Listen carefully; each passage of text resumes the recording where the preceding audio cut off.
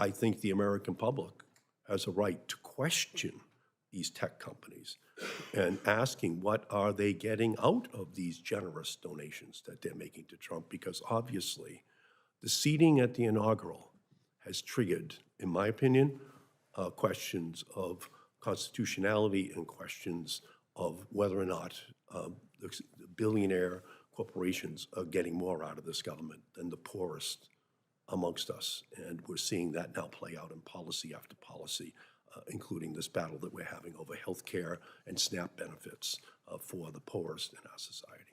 Thank you, Mr. Chairman. Thank you, Senator Markey. And I would note that the recipients of SNAP benefits would get their SNAP benefits if the Democrats would vote to fund the government. And yet 13 times the Democrats have voted party line to keep the government shut down. 13 times Republicans have voted to open the government. We're going to vote again to open the government. And at some point, Chuck Schumer and the Democrats are going to stop holding the American people hostage. Now, Mr.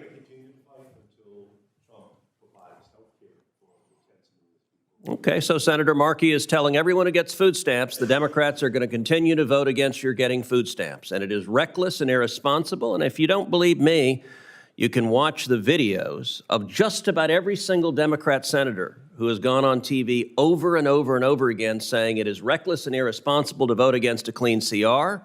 And now they're all, I guess hypocrisy is the tribute that vice gives to virtue. They're all doing that because they want to appease their radical base. Now, Mr. Potts, Mr. Erickson. The president has $5 billion to take care of I recognize that Senator Markey has a partisan objective that he wants to hold the entire government hostage. By the way, the American Federation of Government Employees has called on the Democrats to end the Schumer shutdown. The National Air Traffic Controller Union has called on the Democrats to end the Schumer shutdown.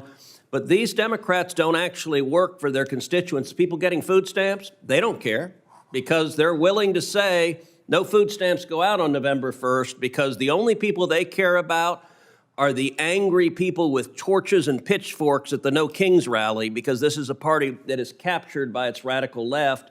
And there are a whole lot of Americans who are hurting. Let's just take within this committee's jurisdiction air travel, where there are right now 50,000 TSA agents going into work, and they're not getting a paycheck.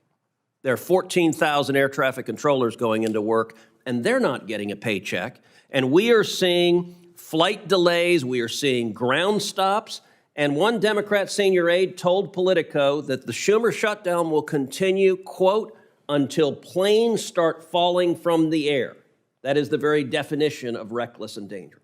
Well, I would add to this conversation, if you want, that beginning on November 1st, 20 million Americans are going to get the notices that they're either losing their health care insurance or it's going to dramatically skyrocket. And that is a discussion that it's hard to have with Republicans since the House has not been in session for 6 weeks. They're in a political witness protection program. You are absolutely right that Obamacare is a train wreck, and it has caused health insurance premiums to skyrocket. And Senator Markey will recall, I stood on the Senate floor for 21 hours saying that is exactly what would happen, that premiums would skyrocket.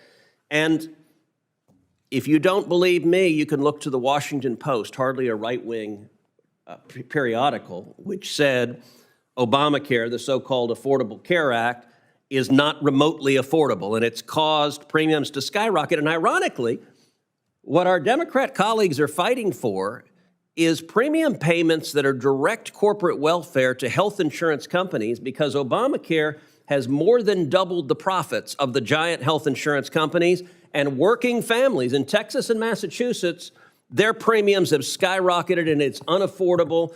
And the Democrat solution is not to give more competition, not to give more choice, not to lower premiums. It's instead engage in more corporate welfare and write bigger and bigger checks to giant multi-billion-dollar corporations.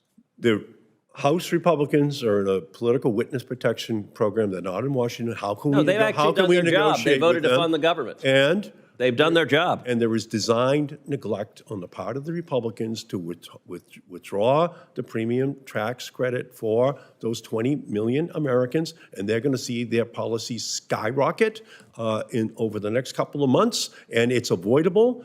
It is not a catastrophe that has to be in existence, but unless the Republicans come to the table, we can't solve that problem because those rates are going to skyrocket. 42 million Americans who receive food stamps are not going to get them on Saturday, November 1st.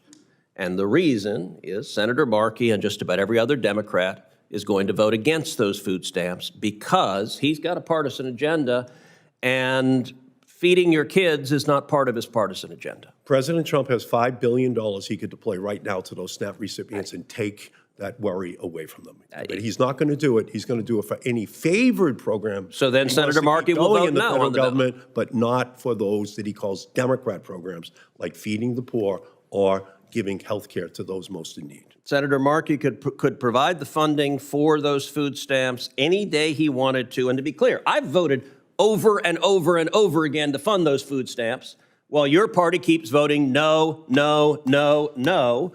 At some point, the political stunt will end. Now, returning to the topic of the hearing.